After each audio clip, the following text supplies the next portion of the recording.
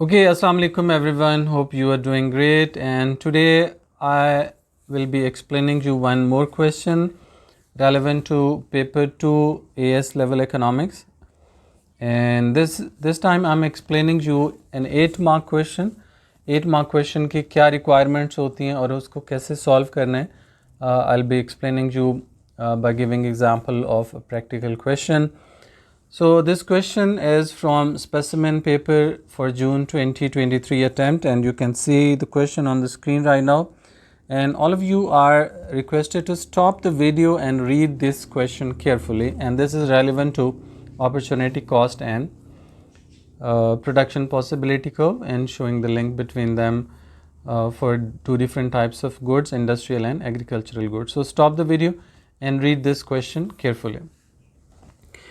Okay, so for 8 mark question, again you have the same requirements as I discussed for 12 mark question, that is assessment objective 1, assessment objective 2, assessment objective 3. You have to satisfy all three assessment objectives set by the Cambridge University. And in assessment objective 1, you give knowledge and understanding of the concepts, and number 2 is assessment objective 2, and that contains analysis of the given statement of the question, and then you have to evaluate that as well. लेकिन एक चीज़ है कि जो आप 12 mark के question में जितना evaluation आपको लंबी इवैल्यूएशन चाहिए होती थी कि आप हर पॉइंट को इवैल्यूएट करते थे, उस तरह से रिक्वायर्ड नहीं होता. जस्ट आपको उसकी फाइनल जजमेंट देनी है कि व्हाट विल बी हैपनिंग. जैसे स्टेटमेंट के अंदर, क्वेश्चन के अंदर जो लास्ट पार्ट है उसमें वो जजमेंट आपके पूछ रहे हैं कि अपॉर्चुनिटी कॉस्ट कांस्टेंट रहेगी या नहीं रहेगी. कांस्टेंट रहने का मतलब है कि क्या सेम रहेगी या चेंज हो जाएगी. सो उसके लिए आपकी जो फाइनल जजमेंट होगी उसमें बस 2-3 लाइंस के अंदर आप बता देंगे कि जो आपने एनालाइज किया उसके हिसाब से आपको क्या लगता है कि अपॉर्चुनिटी कॉस्ट कांस्टेंट रहेगी या नहीं रहेगी. So you will have to just write 2-3 lines about that. तो उसके लिए भी आपके 2 मार्क्स स्पेसिफाइड होते हैं. 8 मार्क क्वेश्चन में आपका 3 मार्क्स का नॉलेज है, 3 मार्क्स की जो एनालिसिस है, एंड 2 मार्क्स की इवैल्यूएशन होती है. ओके, सो इस क्वेश्चन को कैसे अप्रोच करना है, I am going to explain that now. सबसे पहले आप नॉलेज देते हैं. नॉलेज किस चीज़ का देंगे? जो क्वेश्चन की स्टेटमेंट के अंदर जो बेसिक इकोनॉमिक टर्म्स दी हुई हैं उनको आप डिफ़ाइन करेंगे, उनकी एग्जांपल देंगे. सपोज़ करें आप स्टार्ट करते हैं अपॉर्चुनिटी कॉस्ट से, तो आप बताएंगे कि since resources are always limited in supply, so we cannot, as a producer, we cannot produce everything, so we have to make choices, and when we make choices we face opportunity cost. अब आप opportunity cost को define भी कर देंगे. आप बताएंगे कि opportunity cost is the cost of next best alternative given up or foregone. उसके बाद आप आ जाएंगे production possibility curve की तरफ, उसकी definition दे दें, उसकी बताएंगे कि production possibility curve is a graph that shows different combinations of two products that can be produced with the help of given resources. So this is a basic definition, and then you will have to make the graph. Graph में आपको एक चीज़ ध्यान में रखनी है कि axis draw करें, properly label करें. एक्स पे आप सपोज करें इंडस्ट्रियल गुड्स लिख लें, वाई पे आप एग्रीकल्चरल गुड्स लिख लें. क्या एक्स पे इंडस्ट्रियल गुड्स लिखना ज़रूरी है, वाई पे एग्रीकल्चरल गुड्स लिखना ज़रूरी है? तो ऐसा नहीं है. You can write industrial goods on X और Y, it's up to you. या फिर आप जनरली बच्चे एक्स और वाई गुड्स भी लिख देते हैं, तो लेकिन आपको फिर अपनी एक्सप्लेनेशन में बताना होगा कि एक्स गुड एक इंडस्ट्रियल गुड है और वाई गुड्स जो है वो एग्रीकल्चरल प्रोडक्ट्स हैं. फिर आपको ये डिफ़ाइन थोड़ा करना पड़ता है. लेकिन आप जेनेरिक नहीं लिख सकते एक्स वाई और फिर उनके बारे में कुछ बताएं भी नहीं. स्पेसिफिकली आपके लिए सबसे आसान चीज़ है कि right industrial goods on one axis and agricultural goods on another axis. तो सारी आपकी जो एम्बिग्विटी है वो ख़त्म हो जाती है. किसी किस्म का एग्जामिनर के पास मार्क्स डिडक्ट करने की ऑप्शन नहीं रहेगी. उसके बाद आप पीपीसी का ग्राफ बनाएंगे जो कि कॉनकेव टू द ओरिजिन होता है. लेकिन कॉनकेव टू द ओरिजिन बनाना ज़रूरी है ऐसा नहीं है. आप कॉन्वेक्स भी बना सकते हैं, आप स्ट्रेट लाइन भी बना सकते हैं. But right now I am making concave to the origin क्योंकि कॉनकेव ज़्यादा प्रैक्टिकल है. It shows increasing opportunity cost, और ये शो करता है कि रिसोर्सेज इक्वली एफिशिएंट और इफेक्टिव नहीं होते एक्स और वाई या एग्रीकल्चरल और इंडस्ट्रियल गुड्स के लिए. नेचुरल सी बात है, एक रिसोर्स एक चीज़ के लिए हो सकता है एफिशिएंट हो, दूसरा दूसरी चीज़ के लिए ज़्यादा एफिशिएंट हो. तो नेचुरली अगर हम देखें तो प्रोडक्शन पॉसिबिलिटी कर्व यहाँ पे कॉनकेव टू द ओरिजिन ज़्यादा बेस्ट सूट करता है, लेकिन क्या कॉनकेव ही बनाना ज़रूरी है? तो ऐसा नहीं है, आप कॉन्वेक्स भी बना सकते हैं, स्ट्रेट लाइन भी बना सकते हैं, इट्स अप टू यू, लेकिन आई विल प्रीफर के concave to the origin graph बना। आप क्या करेंगे, एक्स पे इंडस्ट्रियल गुड्स, वाई पे एग्रीकल्चरल गुड्स बना लेंगे। आप इसको ग्राफ को आप स्क्रीन पे भी अब it is showing on the screen, you can see it now. आपके पास जो बाउंड्री ऑफ रिसोर्सेज है that is O A B, this is the total boundary of resources O A B, I am repeating it, you can see it in the graph, and initially we are assuming that we are producing at point C. At point C, production of agricultural goods is equal to OY and production of industrial goods is equal to OX.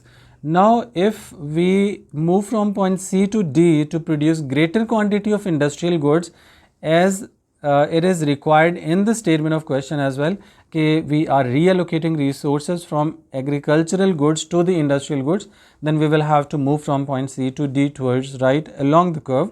There will not be a shift in PPC, rather it will be movement along the same production possibility curve.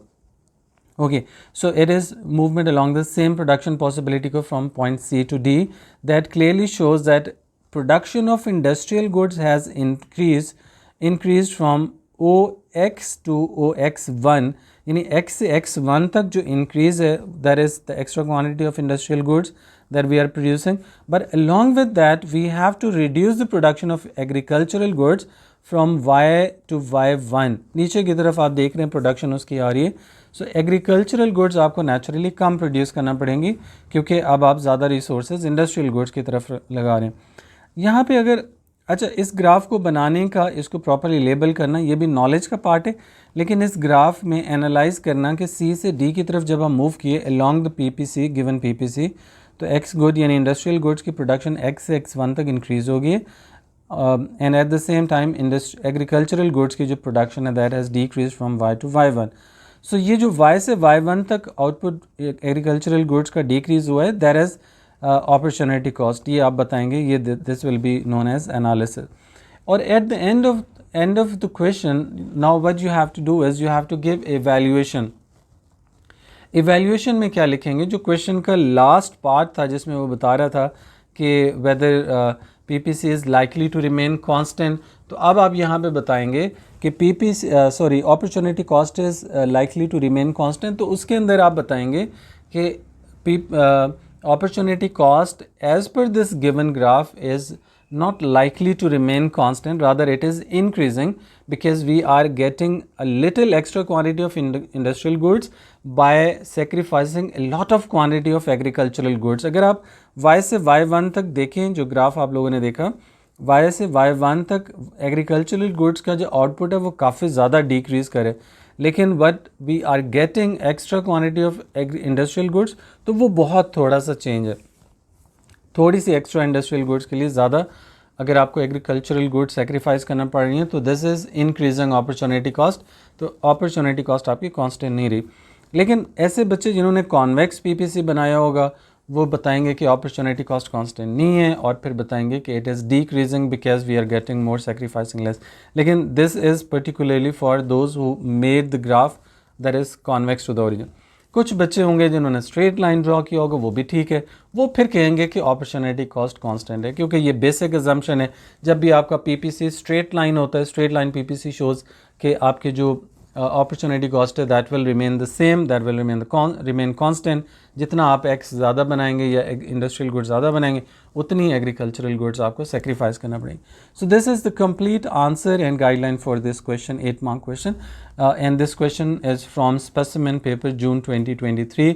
आप question वहाँ से भी देख सकते हैं, और otherwise आपको यहाँ पे शुरू में मैंने आपको स्क्रीन पे भी शो कर दिया था। And I would like to let you know that I'm going to conduct a grand class very soon इंशाल्लाह। 2-4 दिनों में मैं इंशाल्लाह 2-3 दिनों में उसको अनाउंस कर दूंगा, और I would be conducting it at Asas Academy F8 Islamabad, and you can join online as well। अच्छा, ये 6 आवर्स की क्लास होती है, ग्रैंड क्लास। इसमें लाइक जिस दिन पेपर 2 की क्लास होगी, for the entire day like 6 hours we will be discussing only paper 2 उसके टिप्स एंड ट्रिक्स उनको हम डिस्कस कर रहे होंगे, और जो इम्पॉर्टेंट क्वेश्चंस हैं, जो गेस्ट क्वेश्चंस होंगे, वो भी मैं आपको उस दिन प्रोवाइड करूँगा, आंसर्स भी आपको प्रोवाइड करूँगा. So this is it for this video lecture, and see you soon in the next lecture inshallah. Thank you so much. Allah Hafiz.